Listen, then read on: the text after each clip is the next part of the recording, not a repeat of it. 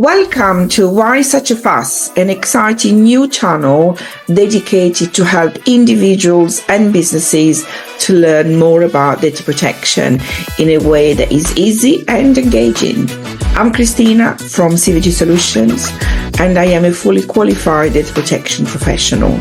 I am passionate about educating, empowering, and enabling businesses to thrive. Remember to like and subscribe to this channel and help us to spread the word. Data protection is there for a reason. It protects you, your family, loved ones, customers, employees from coming to harm through the use of personal data. So make sure you click subscribe. Now, get ready to embark on a journey of growth and knowledge as we dive into the world of data protection. I would like to welcome Stef Elliott, digital engineer, GDPR and e-privacy professional. Welcome to the show, Stef. Hello, thanks for having me. It's a pleasure. Now, I have specifically invited Stef to tackle the subject of cookies and pixels. There is a lot to know and understand about them that people and businesses are not necessarily aware of. And this is where, Stef, you have done a considerable amount of work and research, so no pressure. It's quite an extensive subject to ensure that we give it a fair share and equally allow our listeners to absorb the information. We're going to split it over the course of several episodes. As always, I like to start from the beginning. So my question to you, Stef, is can you explain to our audience in plain English what are cookies and the difference between cookies and pixels? Yeah, fine. I think one of the key things, Christina, is that with all things to do with data protection, it's important to come back to sort of the basics of the why you do something, which is the purpose, and the how you do it, which is the means. And cookies are effectively a means. That's all they are. They're a means of recognizing or distinguishing a user who comes back to a website. So when you're in a discussion, it's interesting that today is the 1st of July. We're recording this. It's the first day of Wimbledon. And if you look at a cookie is effectively, it provides the facility for a dialogue to happen across the internet. So if you go onto a website, if you didn't have cookies, you would be in a situation where, a bit like Wimbledon, you're hitting the ball over the net. And your person getting the ball over the net wouldn't actually understand where the ball's coming from. They would return the ball. You wouldn't be expecting it to come back, and there would be no dialogue. The match wouldn't happen. What you have is you have the ability through cookies to have a sensible conversation. The technical term for it is that cookies maintain state. State is a process so that you can actually see the process. And so what happens is if you go onto the ICO website, the ICO has got a page there that says what is a cookie. And that explains what a cookie is. It explains where a cookie is set, and also explains when a cookie is set. My business is called Six Serving Men, and the reason I come back to Six Serving Men is Six Serving Men is a famous quote. I keep six honest serving men, they taught me all I knew. The names of what, why and when, how and where and who. And so what the ICO does is it provides you with the what. The cookie is effectively, it's a small file of letters and text. That's all a cookie is. When is it set? It's set when you visit a website by the website provider or the services they use to provide the service. And the where, well, the cookie is stored onto your computer. So you've got those elements. The key thing that it doesn't do is it doesn't explain the why. The why is the cookie being set, and the how is the cookie being set. And most importantly, in these days where a lot of websites are made up of third-party components, the who is setting the cookie and who's got access for that. So when you come down to what a cookie is, it's a series of it's a text file which has got a jumble of letters in that you potentially won't be able to see. the key thing there is the why. And the why, as I say, it's there for maintaining reference so that you can maintain that individual. And so the benefit of a cookie is that you have things such as, if you go onto a shopping site, you put things into your shopping cart and then you click on something else, it will enable the website to recognize the individual as the person who's put a cup of coffee into their shopping basket, and the person who's then moved on and picked a pastry and put the pastry in. So it enables you to recognize that. The why is the piece where you then come into some of the more different techniques. So you might have why as well for targeting. You might have a why for advertising. Those are the whys that start to become a bit more grey. You asked the question regarding what a pixel is. A pixel is, as the name suggests, a pixel is a picture element. It's a 1-by-1 piece of image that somebody will put onto their website. And you might say, well, what's the problem with a 1-by-1 element? The key thing here is that websites are made up of a patchwork of service providers. And so the service provider will provide the website to you as an individual, and you'll see a single website. But the website will be made up of assets that are provided from a variety of different servers. Now, if you set up a standard website, your website will have information on it, and you can set up a standard website where it only comes from one server. As the web has developed and the internet has developed, more service providers are applying functionality for website providers. So, for example, if you have an email sign-up form, you might have that provided by an email service provider, and they will provide you with a piece of code that puts that onto your website. That will have a piece of code that will be classed as what would be classed as a tag. A tag is just a piece of code. A tag might include a pixel. A pixel then makes a call to a server that is then able to set cookies on your site. And that's where you get the components of it. The whole thing comes back to, what are you trying to do? Why is the functionality on the website? What is the pixel providing for you? Yeah, and so because we also hear a lot about essential cookie and non-essential cookies. So going back to the example that you were giving earlier, the cookie sort of helps the website recognize that you got something in the shopping cart, for example. So that is kind of what it could be defined as an essential cookies for the website to function. So what are the non-essential cookies? Effectively, what you've got is if you've got a basic website and you are providing shopping cart facilities for it, then the shopping cart facility, to enable me as the user to benefit from the website, there is a requirement to have a cookie on there, and therefore a shopping cart it would be seen as an essential part of that service. The issue, Christina, is that you often get with cookies is that cookies are multi-purpose. So a cookie can be provided for a website. And if I give you a clear example of that, if you use something like Google Analytics or any of the analytics providers, Google Analytics can be set up to provide a range of functionality. It can be provided to simple functionality would be page views, so that you're able to see the number of people that have visited your site. If you then extend the functionality to include things such as demographic profiling, the way that works is the same cookie is utilized to link the information of the visitor to the information that Google hold regarding their demographic profile. That's how you get that piece of information. And what you've done is you've moved away from purely analytics to analytics plus demographic profiling. Yeah. And the rationale there is that you've actually extended that service. The whole thing with the essential piece is it essential for the service that the user would provide? And there is a lot of discussion that people say, well, actually, without analytics, I couldn't run my website. Without advertising, I couldn't run my website. the law isn't structured that way.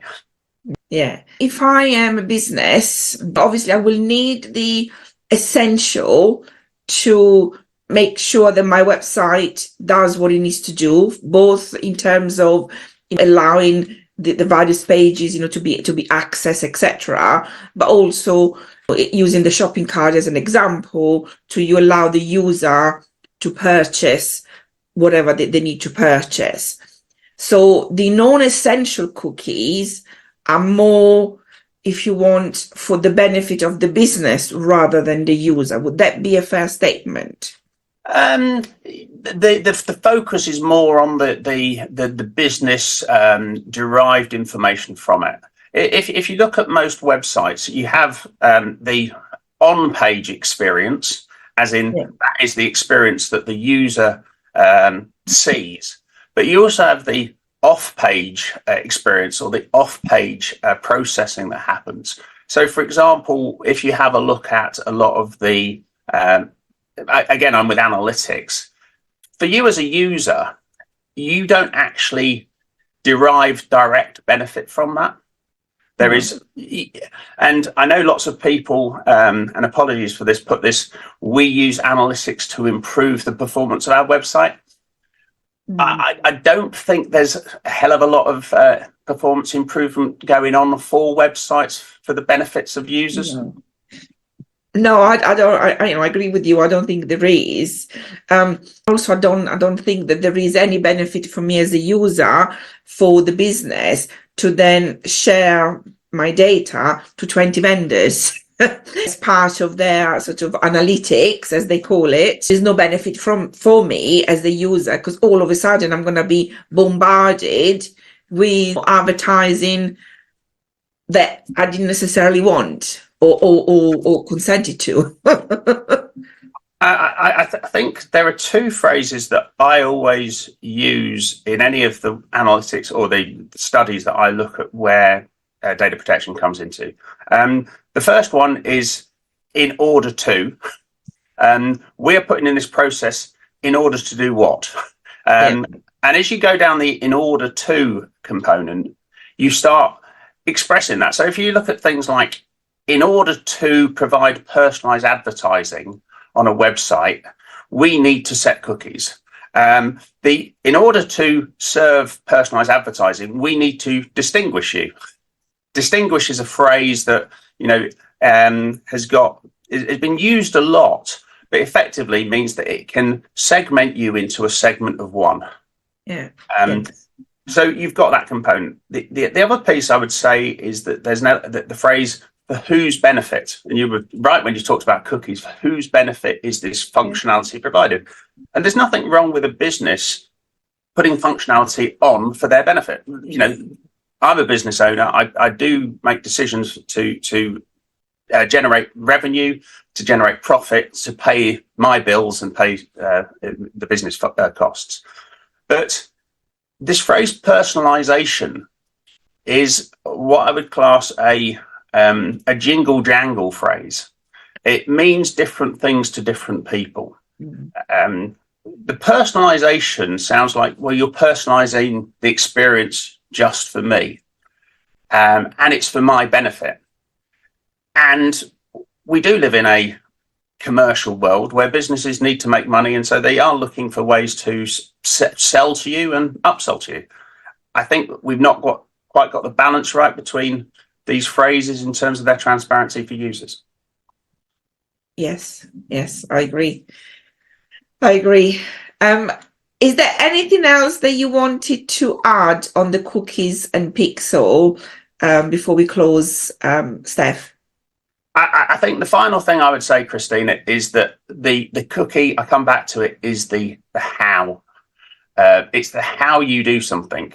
The key thing that I think a lot of data professionals struggle with is determining the why. The why are we doing it? And I would suggest that sometimes there are whys. You say, well, actually, we're doing this for this purpose. But it's ensuring that you define that the purpose that you're trying to achieve with it, and the data you capture due to the cookie actually meets the data minimization standards. So if you are doing analytics and you want web pages, just collect data about web pages. Don't collect data about transactions that people do. Yes, yes. And going back to the purpose, and the why, sometimes, especially with some of my clients, the first, when you've asked them the why the first time, that why is very, what I call woolly. Do you know what I mean? It's quite vague. So you actually have to drill down. So I use the 5 why technique. So I ask why 5 times until we drill down to the real purpose of why they want certain data or they want particular cookies, etc., etc. And because very often it's in their head, but they haven't quite we need it, but they haven't quite figured out why, the real reason why they need it. Yeah, and I think also for business owners, there is an abdication of responsibility in the delivery of these services. You have technology providers who don't make the information easy to read. You have web developers who don't fully understand cookies and will go and get a piece of kit because that's what I've used elsewhere. And web owners who bear the responsibility as data controllers have to try and translate all this. I have this scenario where I don't understand electricity. I just don't get electricity. It's fantastic, but I don't understand it. I expect my electrician to understand the associated risks of putting electricity into my house. Yeah. I think sometimes web developers don't have that same degree of responsibility. No, they don't. And this is where the website owner needs to hold them accountable. When you ask the first why do you need this kind of cookies? Because my web developer said I need it. That's their why. Yeah. It's only when you then grill down, I don't know, I need to ask my web designer. So that is that sort of, it was the word, it sort of it triggers that conversation with the web designer that perhaps they hadn't had it, because the expert, who's the web designer, is telling them that they need that cookie, but they don't actually question why. Yeah, it's one of the areas that I'm speaking with regulators about, is that I think that there needs to be a degree of the regulator acting more as the fire prevention service than the fire brigade. Yes. There's an awareness of the fact that cookies have moved on since the regulation that came about in 2011, 2012, and their functionality has enhanced. Yes. And there's an education piece for business owners to ask web designers, to ask technology providers to increase that transparency.